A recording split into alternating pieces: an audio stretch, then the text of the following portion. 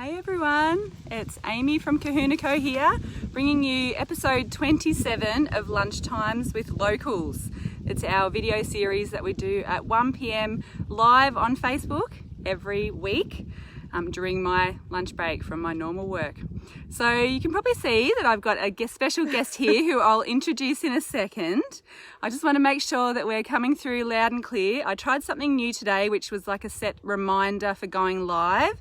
So if you're watching, we've got Denise Morrison's watching. She's my biggest fan. I wonder why.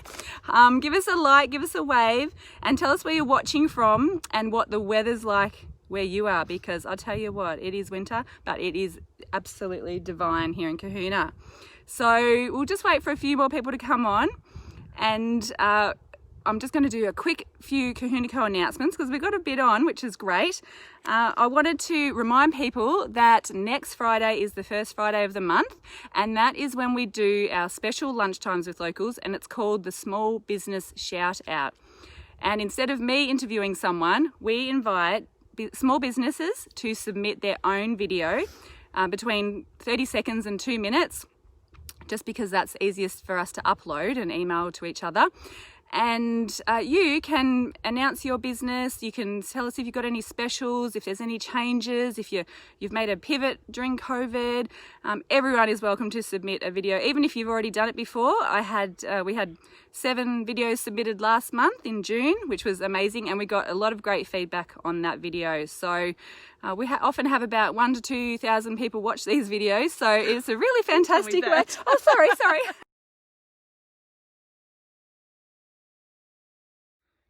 Hi everyone, we've had a little bit of technical difficulties, so instead of going live, we're just going to do a recorded video today, but it's going to be exactly the same, great quality, great fun, and great information about the Cohuna area. So this is our 27th episode of Lunchtimes with Locals, which we do every Friday at 1 p.m, where we interview a local person or local business and bring their stories to the general public and create a little bit of interest and connection in our local area. I have a guest with me today. I'll introduce her in a second, but I just have a couple of short announcements. One of them being that next week, once a month, we do a small business shout out, which is a little bit different. We ask that businesses actually submit a video to us instead. A video between 30 seconds and 2 minutes on anything, and all businesses are invited to submit a video, and then we show it, and it could reach 1,000 to 2,000 views on Facebook. So it's a great way to get your business out there, have a bit of a practice at doing a video if you're not confident with that, but you really want to have a go, and also to make any announcements about any changes or any promotions, anything. We would love to hear from businesses. We had 7 people contribute last time, and they had a really good feedback. So I'd like to invite everyone to get onto that during the week, have a few practices and shoot them through to us before, say, 10 or 11 o'clock next Friday, so I've got time to get them organised. That's one announcement. The other one is that it is actually International Day of Small Business on Saturday, so I just wanted to give a shout out to all the small business owners, and that includes farmers, of course, and say that you should take Saturday to celebrate you yourself being in business and your contribution to your community and to the economy and to family, friends, and everyone that you employ, things like that. So without much further ado, I'd like to introduce today's guest, which this is Jodie Hay from Haybrook Farm, close to Cohuna. I may not have timed my travel time very well today, but we got here in the end, and then we tried to go live on Facebook, but we had a little bit of internet issues, so it dropped out, but that's okay. We're pivoting and adjusting and going with something different today, which is a non-live video, but we're not going to stop and start and edit or anything like that, so you'll get the real us still, don't worry. So do you want to just introduce yourself, Jodie, so I can stop talking? So as Aim said, I'm Jodie Hay. I'm a local dairy farmer here. We farm here just out of Cohuna with my husband Colin, and at the moment we've got our son with us, Tom, and I've got a daughter who lives in Bendigo, and she comes back and helps out whenever she can as well. So we milk currently 400 cows here. We've got a a system where we do use grazing, but we've also got a feed pad and have a mixed ration, which is where we put feed either bought in or conserved feed here, hay and silage to our cows, which was done in a mixer wagon. We'll be able to see that later when we go for a stroll. So we're proud dairy farmers, and we really love it here. And I've been here on this property for 25 years. Cole was born and bred here. His family has been in his family for 50 years. So we're second generation farmers here. Congratulations. Yeah. And I think we grew up in the same area, the same dairy farming suburb of Horfield. We did. And yeah, so my farming background goes back 5 generations. So it's I guess it's ingrained, isn't it? It's absolutely. In our blood. Absolutely. Yeah. And what do you love most about it? That's probably going to be a tough one to answer. It is tough. I love the diversity of it. It's a really exciting industry to be in. Although it's really challenging, that sometimes just makes people rise up and work even harder. You have to adapt. You have to have a skill set that's fairly broad. I loved growing up on a dairy farm myself, as you possibly did. Absolutely. And I'm really proud that we were able to offer the same thing to our children, that both Colin and I were fortunate enough to grow up on a dairy farm and then give our children the same experience. And I would love for that to continue. Whether it does or it doesn't, is yet to be seen. But I love that our kids have got what a farming upbringing gives them. They're filled with they're able to problem solve. They're resilient. They've got lots of initiative. All these beautiful life skills that they've got, and that comes from growing up on a farm with all the different things that it throws at you. So that's right. Yeah, and I love our community. I love the people that I meet along the way with farming and community life. It's just suits me. That's right. And you absolutely immerse yourself in the community. As everyone knows, Jodie is just the ideas lady and creative genius, excitement builder. I could think of so many different ways. Dance concert star. We've got an amazing dance school in Cohuna, which really even caters for adults. Yeah, all girls like us.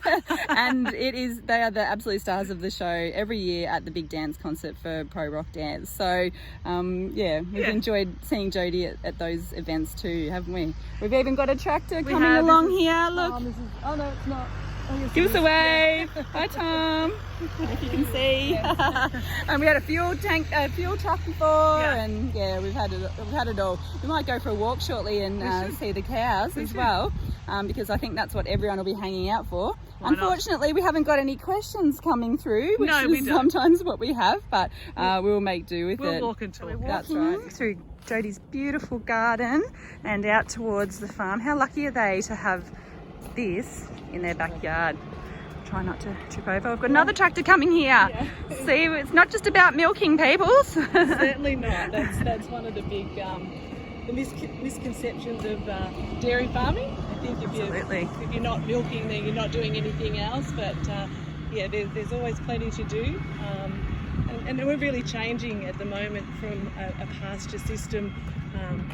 You'll see our district's changing too, where we used to predominantly just graze cattle the whole time, and now we've moved to more of a cropping, where we crop cereals and all those sorts of things, and feed out conserved fodder on places like this. Absolutely. So our cows at the moment, they are grazing in paddocks, but they choose when they feel like coming up to the feed pad to have a little bit of a munch on what we call their lollies. And they just self-govern, and that happens basically all year. Whenever we've got pasture, there's a time over summer where we don't have a lot of pasture, and they'll just move from our feed pad, our Loafing Barn, which is the big building at the back, which we'll go and have a better look at in a minute. Yeah. And they move from there, which is nice and cool for them. Oh, they don't look that looks a bit messy. That's all right, it's all part of it. Got the horses in the background. Horses and our calves.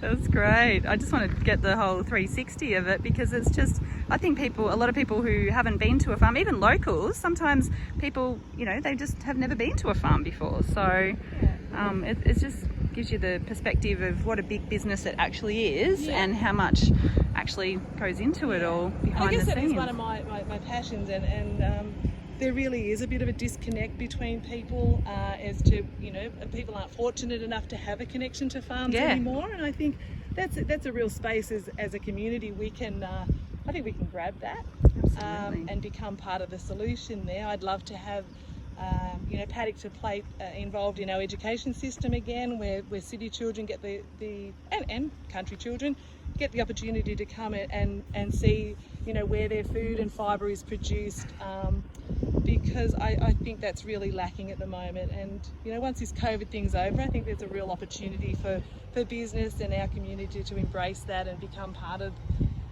that movement. Absolutely. And we've done a few things here as part of the Big Kahuna Festival. Yeah, I was just going to mention the Big Kahuna Festival with the unlocking, you know, all the places, and one of them was a couple of them were the farms, the local farms. Yeah. And you'd be surprised that I went to one of them and there was mostly locals there. That's right. you know, locals are interested. Yeah, they are really interested, and you know, we were fascinated with the amount of let's go see the cows. people. Yeah, we can come and chat over here. The people that were interested in, you know, what happens in their own backyard, and there's a lot that happens in our backyard. There is. I don't know, could we able to stand up on the rail? Oh, I'm up here and have a look. Yeah. So how come they're in the yard at the moment? Well, this is their feed pad as well as our dairy yard. Okay. Oh, so, right. I can see the feed there. So I'll try and zoom in. Yeah, so down to the little. And that's the feed that Hello. gets out every.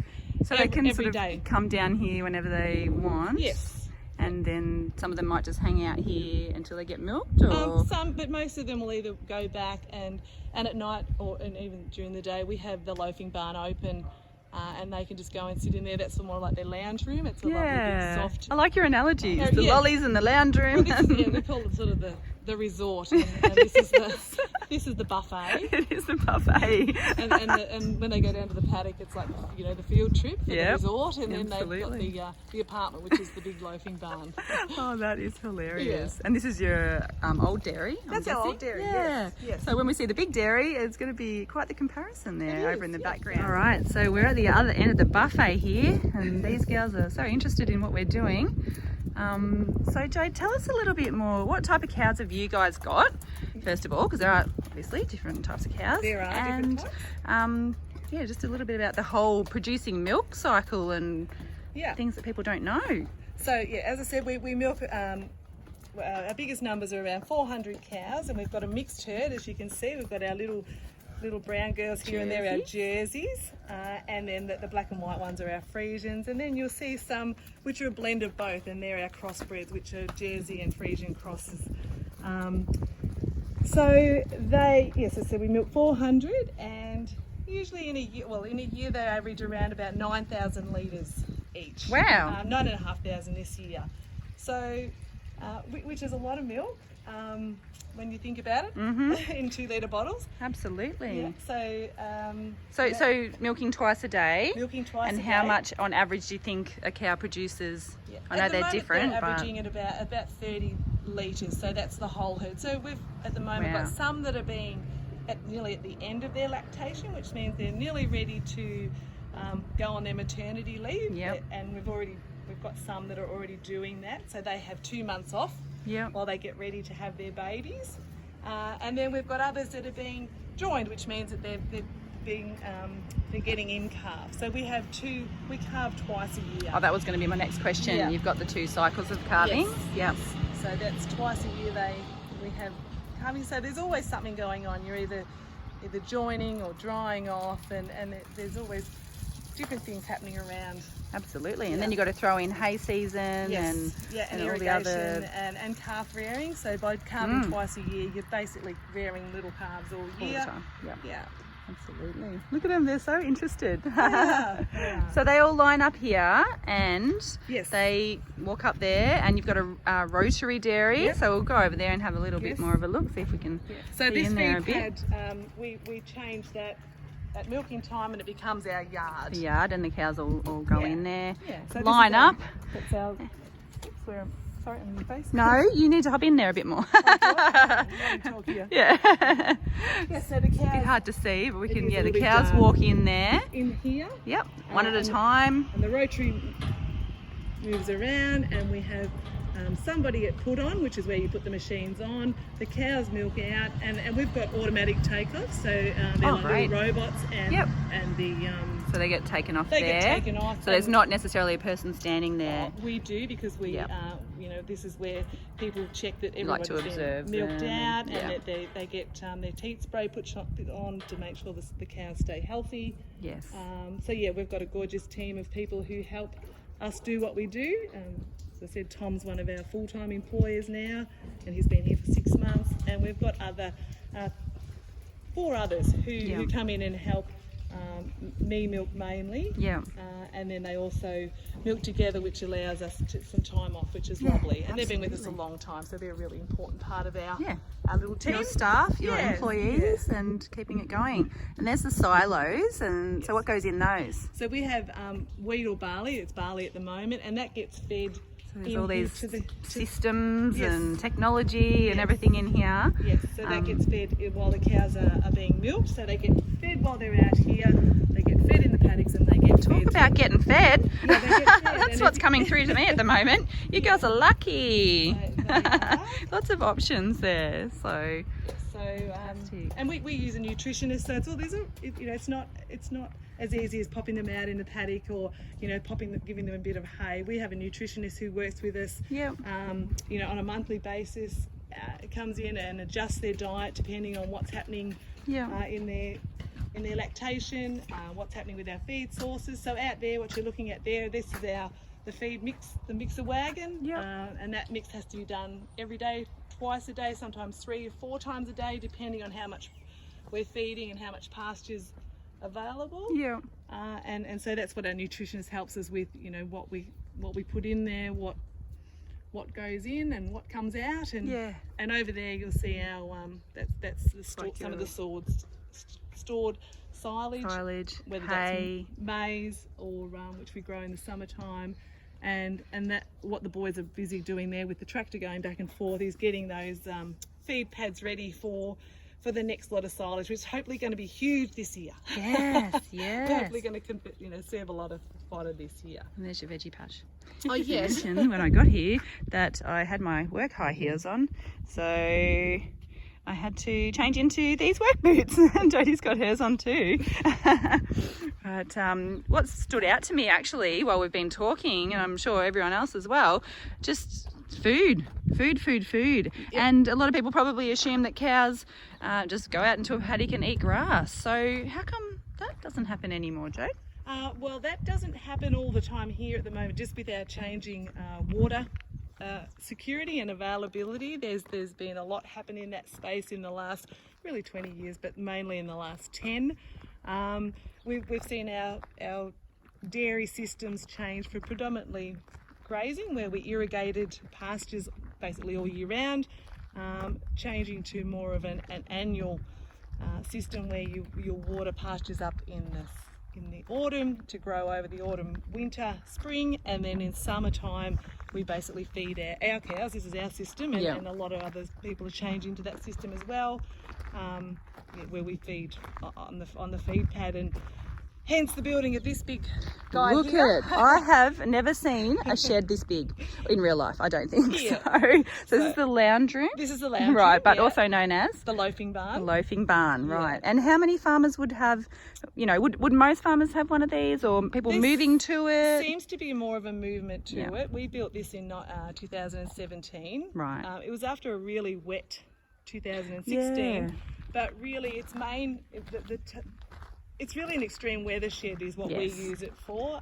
Heat and cool. Yeah, so it's 10 degrees cooler in there in summer. Oh, wow. And of course, in the winter, if things get really muddy and it's too muddy to go down laneways and too muddy to be Yeah. in your paddocks, bogging up all your pasture, Yeah. then this provides a really nice space for them to come and hang out. And we know it's a nice space because our cows choose to be here. come. Yeah, Yeah, they've got yeah. a choice and they'll choose to go in there, which Yeah. makes us feel really good about what we're doing. Your paddocks look really green at the moment. Yes. They weren't like this recently though, were they? Like the whole area does look a bit green. We have had a little bit of rain. Yes. But prior to that, things were looking fairly dire. Yeah, and look, and that will happen again. I mean, these are annual pastures, so they'll dry off again in the spring and over the summer.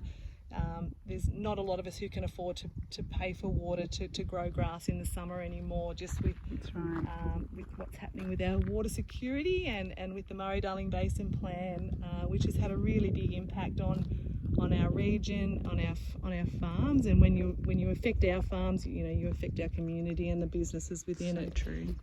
Because there's our primary business is irrigated agriculture. Yes. And if you take irrigation out of it, then our whole district's going to struggle. That's right. It's a flow-on effect, isn't it? Yeah, but there's absolutely. some advocacy groups happening, and what's something that you'd ask people to consider finding out a little bit more about the group? Yeah, so I'm part of a little group that was really only formed out of community concern and lack of action from our sort of peak bodies and governments. Yeah. And that's the Central Murray Environmental Floodplain Group. Yes. Mouthful, I know. And we're just, we're busy, working with other advocacy groups. We've just recently joined NVIC, which is Northern Victorian Irrigation Communities, and what we're really doing there is we'd really love all members of our community to become members of NVIC. We've got a bit of a membership drive at the moment. I can put a link on. That'd be great. Yeah, once after this, we'll you. put a link up for you. Yeah, so because people... when we go, we really want to, when we go and talk to government about some of the solutions and some of the issues that we're experiencing, we want to go with bulk numbers, so that we're not just regarded as splinter groups. Yes. And our main aim is that we really want to make this work. We want to make, we've got some solutions that sound, that are really sound, and will hopefully mean that we get, a result where the triple bottom line is a positive one, where we have, economically, socially, and environmentally. We can't be farmers in this space without a healthy environment. So we're as invested in our environment as we are, as keeping our businesses and our communities afloat. So, yeah, join NVIC, and then we go with our united voice. Absolutely. Yeah. I think people have been wondering what they can do to help. So, yeah. And they're helping, not just the farmers, but the environment. I've noticed you've got so many beautiful native trees here, just like the farms that I grew up on as well. Yes. A farm is actually an environment.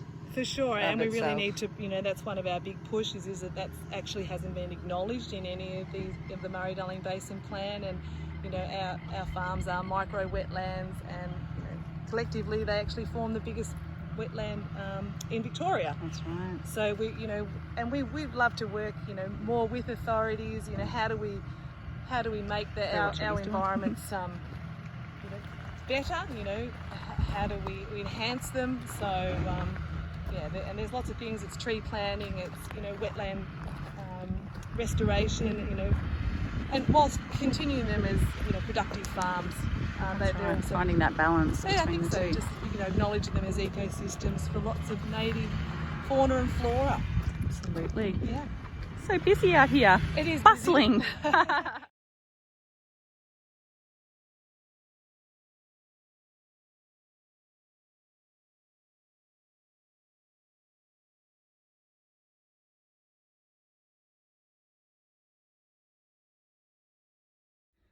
Have a look at this. Hello, friend. Who's this, Jode? That's Willow. Hi, Willow. Yes. She's one of my newer horses. That's right. She's a baby. Isn't she beautiful? And then you've got cute. the baby calves in the background. You might not be able to see them, and the other horses.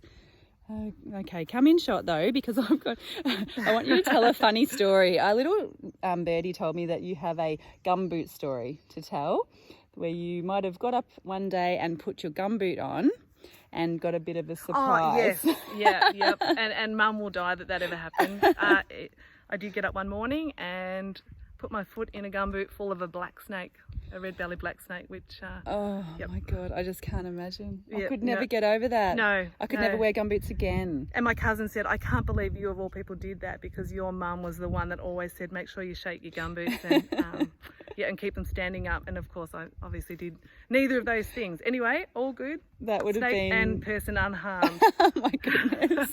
I just sort of thought people need to hear, you know, Yeah. some of the war stories of the farmers. Yes. Hence that, you know, native flora and fauna do hang out here. Absolutely, absolutely. Right, so I just wanted to say a huge thank you to Jodie for showing us around your farm. It's been so interesting. It's brought back so many memories, so many good memories. I wish that dairy farming, you know, was a little bit easier to get into sometimes, but then I also do enjoy what I do at the moment as well, and not the early mornings. But how a lot of people support dairy farmers, and they really know what you're all going through, and they really want to show their support. So what are some of the easy ways that people can show the support for the dairy farmers and the industry in general? Yeah, I guess it's, you know, to make sure that you do buy branded products, because, you know, that is a really big way to help with our farmers. You know, just support Australian products, even though a lot of the companies you'll find are internationally owned or foreign owned. You know, all the milk that goes into those products and all the manufacturing happens here in Australia. So, you know, be really mindful of where your products come from. You know, I think that's essential, because the flow on from dairy farming into your community is massive.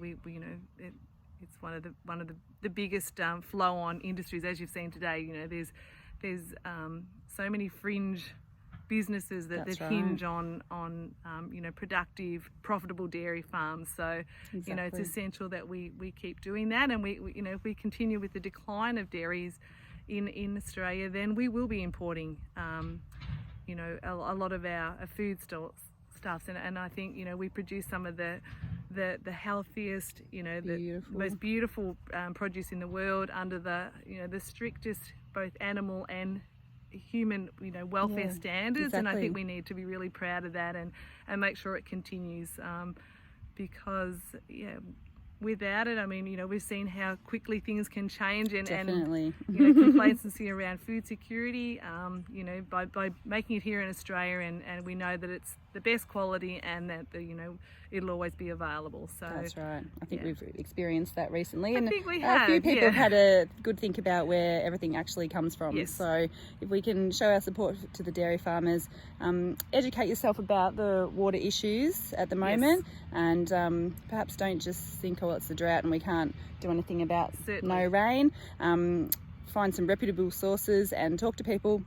Ring a dairy farmer. They're always happy for a chat, and get the right information, and make some action on that. So thank you so much, Jode. I've appreciated it. Thank you for being flexible with our our technical difficulties as well. But it's just another way of all of us learning and getting the word out there about our local area. Thank you for the opportunity. It's I think it's really important that we continue to share, you know, our stories and our community stories, and you're doing a great job. Great. Doing that. Thank you. Okay, bye. Cheers.